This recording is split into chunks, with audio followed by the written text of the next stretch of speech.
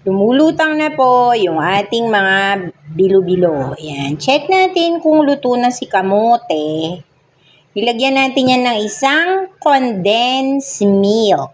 Ayan. Yan yung ating twist, guys. Ayan.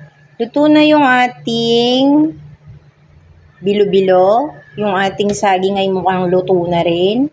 At ang ating kamuting malaki.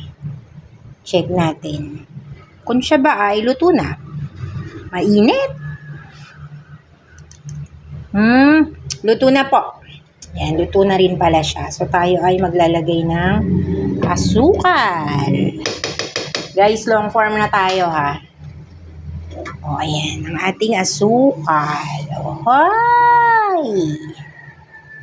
Lagyan natin yan ng condensed milk. Kaya, yung asukal natin, kontrolin natin para hindi naman sobrang tamis. Kasi, pag sobrang tamis ay nakakaumay.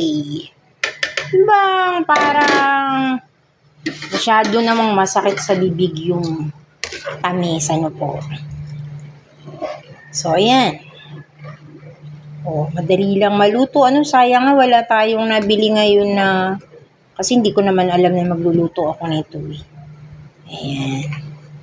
Biglaan lang. So, yan, luto na po. Kakain na tayo.